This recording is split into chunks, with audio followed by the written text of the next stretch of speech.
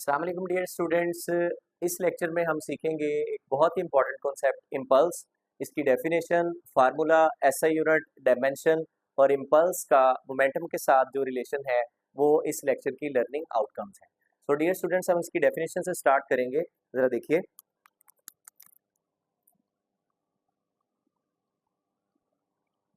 इसकी डेफिनेशन है कि when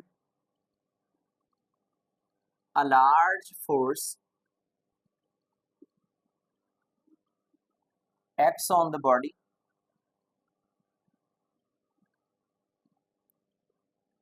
for very short interval of time,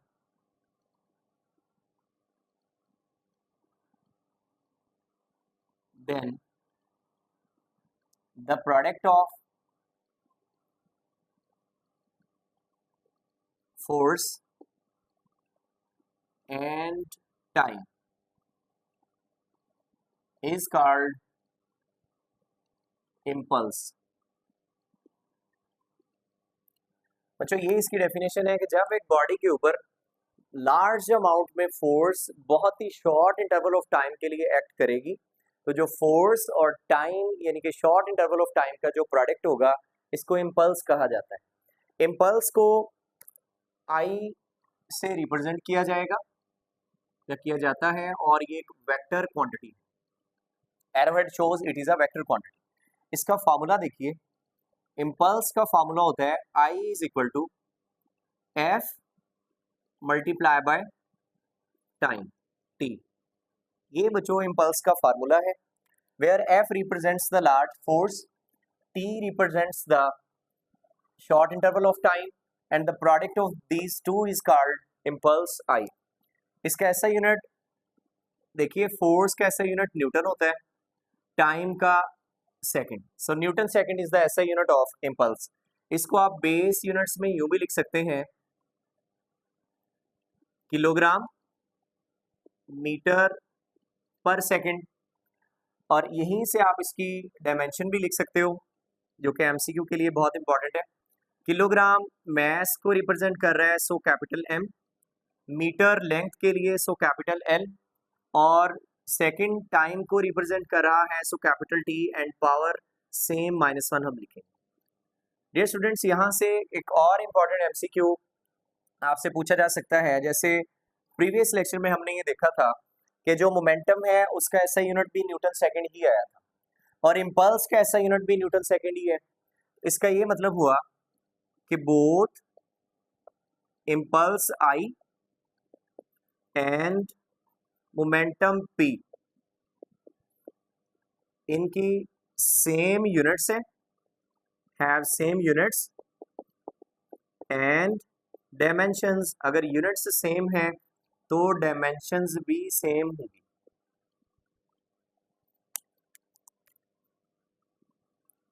dear students, इसके बाद आप देखिए कि नेक्स्ट जो इसमें सीखने वाली टर्म है कि इम्पल्स एक वेक्टर क्वांटिटी है। ये चीजें आपसे एमसीक्यू में पूछी जा सकती हैं। एंड सेकेंडली, वेक्टर क्वांटिटी है तो इसकी डायरेक्शन किधर होगी? बच्चों, इसकी डायरेक्शन उधर ही होगी जिधर बॉडी के ऊपर फोर्स एक्ट कर रही है। तो याद रखिए, इसकी डायरेक्शन किधर है? Direction is directed along the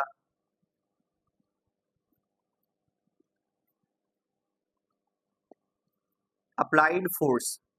जिस डायरेक्शन में फोर्स अप्लाई की जाएगी उसी डायरेक्शन में ही इम्पल्स की डायरेक्शन होगी। सो डियर स्टूडेंट्स, यहाँ तक आप क्विकली जैसे ही लेक्चर स्टार्ट हो जाए अपने कॉपी पेंसिल रेडी रखा करें और साथ साथ नोट्स डेवलप करें, लाजमी किया करें। ये एक्टिविटी आप बना लीजिए, इसका आपको इंशाल्लाह फायदा होगा। सो ये कुछ आपके पॉइंट्स हैं जो हमारे इस टॉपिक से रिलेटेड हैं। नेक्स्ट अभी हम सीखने जा रहे हैं इम्पल्स का concept with momentum. So relation of impulse with momentum। तो impulse and momentum का जो रिलेशन है वो भी हम डिराइव करेंगे। अभी हमने इसका फार्मूला डिस्क्राइब किया है जिसके अकॉर्डिंग इम्पल्स आई इक्वल है F cross T. So let's say this is equation number 1। और प्रीवियस लेक्चर में हमने ये पढ़ा था फोर्स और मोमेंटम को रिलेट करने वाली एक इक्वेशन, जैसे कि we know that force F equal होती है rate of change of time rate of change of momentum के। यहीं से आप देखिए, अगर हम मोमेंटम के लिए वैल्यू यहाँ से कैलकुलेट करें तो टाइम फोर्स के साथ मल्टीप्लाई हो जाएगा। सो हमें जो रिजल्ट यहाँ से मिलेगा डेल पी इक्वल्स ये फोर्स और टाइम मल्टीप्लाई हो जाएगा। So you can simply write as F cross T. So let's say this is equation number 2। ये बच्चों दो इक्वेशंस हमने यहाँ पर लिखी हैं। अगर आप इनकी राइट हैंड साइड्स को देखें तो f multiply by T then f multiply by T, तो आप इन दोनों इक्वेशंस को कंपेयर कर लीजिए। तो बाय कंपेयरिंग 1 एंड 2, तो यहाँ से बच्चों जो राइट हैंड साइड्स हैं वो चूंकि इक्वल है, सो लेफ्ट हैंड साइड्स भी इक्वल होंगी। तो हम इसको यूं लिख सकते हैं impulse is equal to I is equal to del P change in momentum. तो यहाँ से आपको एक और इम्पॉर्टेंट डेफिनेशन मिल चुकी है। एक डेफिनेशन तो हमने की थी इम्पल्स की कि when large force acts on a body for short interval of time, लेकिन अभी एक आपको और डेफिनेशन मिल गई है कि रेट ऑफ, देखिए डेल पी शो कर रहा है चेंज इन मोमेंटम को। तो आप इसे यूं लिख सकते हैं, रेट का वर्ड अगर ना भी लिखें तो आप इसे सिंपली लिख लीजिए change in momentum. Change in momentum is called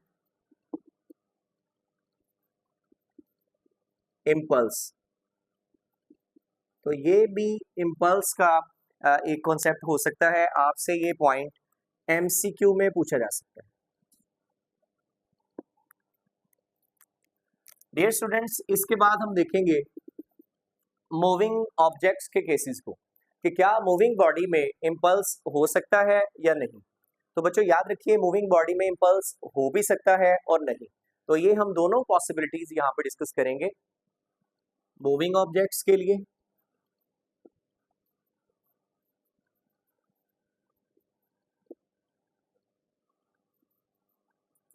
dear students, moving objects की वेलोसिटी जो है ये दो तरह की वेलोसिटीज के साथ जो मूविंग ऑब्जेक्ट्स हैं वो मूव कर सकते हैं। जैसे नंबर 1 पॉसिबिलिटी है कि लेट्स से एक ऑब्जेक्ट मूव कर रहा है और उसकी वेलोसिटी जो है ये कांस्टेंट है, या you can say uniform word भी आप यहाँ पे यूज कर सकते हैं। एंड सेकंड पॉसिबिलिटी है कि ऑब्जेक्ट की वेलोसिटी है वेरिएबल। तो जरा देखिए, जब ऑब्जेक्ट की वेलोसिटी कांस्टेंट होगी, हमने अभी एक कॉन्सेप्ट पढ़ा कि आई इक्वल होता है डेल पी के। और बच्चों आप इसको यूं लिख सकते हैं I is equal to del P change in momentum. तो मोमेंटम का फॉर्मूला आप जानते हैं, that is mass into velocity. Delta P की जगह पे आप उसकी वैल्यू लिख दीजिए, that is mass into velocity. या आप इसको यूं लिख सकते हैं आई इज इक्वल टू, अब मास मूविंग ऑब्जेक्ट्स का वो तो हमेशा कांस्टेंट रहेगा। अब जो वेरिएबल है वो वेलोसिटी फैक्टर है, तो मास इनटू डेल वी, यानी कि डेल्टा चेंज जो है वेलोसिटी के साथ आप अटैच करेंगे। अब आप देखिए, ये आपको इक्वेशन मिल गई, इसको रिलेट कीजिए हमारी गिवन कंडीशन के साथ। गिवन कंडीशन हमने ये रखी हुई है कि ऑब्जेक्ट की वेलोसिटी कांस्टेंट है। तो जब ऑब्जेक्ट की वेलोसिटी कांस्टेंट होगी तो ये जो चेंज फैक्टर है ये 0 के इक्वल हो जाएगा। अब जब चेंज फैक्टर हमारा 0 के इक्वल आएगा तो इम्पल्स भी आपको इसका 0 मिलेगा, या नल वेक्टर, वेक्टर फॉर्म में अगर आप लिखें। मैग्नीट्यूड फॉर्म में आप सिंपली ये कह सकते हैं कि i is equal to 0। So dear students, यहाँ से आपको ये कॉन्सेप्ट क्लियर हो गया होगा कि अगर एक ऑब्जेक्ट कांस्टेंट या यूनिफॉर्म वेलोसिटी से मूव कर रहा है तो उसमें इम्पल्स नहीं होगा, यानी कि इम्पल्स वैल्यू उसकी 0 होगी। अच्छा, लेकिन अगर एक ऑब्जेक्ट वेरिएबल वेलोसिटी से मूव कर रहा हो, उसके लिए अगेन से ये सेम कॉन्सेप्ट हम देखेंगे। अब अगर वेरिएबल वेलोसिटी से मूव कर रहा है तो इसका ये मतलब हुआ same equation I equals del P, या आप इसको यूं लिख सकते हैं I is equal to mass into del V, same concept. और बच्चों जब वेलोसिटी वेरिएबल होगी तो चेंज इन वेलोसिटी का आंसर कभी भी जीरो नहीं हो सकता। इसका ये मतलब हुआ कि ऑब्जेक्ट के इम्पल्स वैल्यू भी जीरो फिर नहीं होगी, या इसको आप मैग्नीट्यूड फॉर्म में लिख सकते हैं कि I can never be equal to zero. So dear students, अगर एक ऑब्जेक्ट वेरिएबल वेलोसिटी से मूव कर रहा है तो उसमें इम्पल्स लाजमी मौजूद होगा। यहाँ से डियर स्टूडेंट्स ये आपका कॉन्सेप्ट क्लियर हो गया होगा कि अगर आपको ये शॉर्ट क्वेश्चन पूछ लिया जाता है कि does a moving object having impulse, तो आप कहेंगे yes it may or may not having impulse, यानी कि इसमें हो भी सकता है और नहीं भी। कब नहीं हो सकता? जब बॉडी कांस्टेंट वेलोसिटी से चलेगी। कब हो सकता है? जब बॉडी वेरिएबल वेलोसिटी से चलेगी। तो इस तरह से आप एक इम्पॉर्टेंट शॉर्ट क्वेश्चन कवर कर सकते हैं। एक बच्चों हम इसका इम्पॉर्टेंट MCQ डिस्कस करने जा रहे हैं, जरा देखिए। MCQ स्टेटमेंट ये है, कहता है कि a force of 10 Newton is acting on an object, a force of 10 Newton is acting on an object, कि 10 न्यूटन की फोर्स ऑब्जेक्ट के ऊपर एक्ट कर रही है फॉर 5 सेकेंड्स। 5 सेकेंड के लिए कितने डिस्टेंस तक? Up to a distance of 10 metre. Then rate of change of momentum is.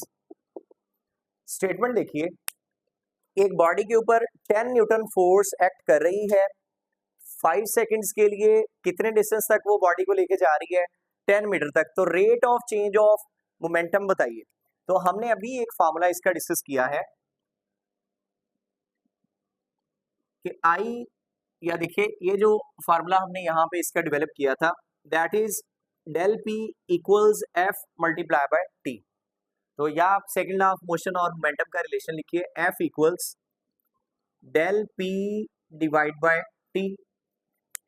अब देखिए सिंपल ये आप कॉन्सेप्ट यूज कीजिए। ये देखिए ये del P over del T, क्योंकि आपको ये कहा जा रहा है, जो पूछा जा रहा है, जो रिक्वायरमेंट है कि rate of change of momentum बताइए।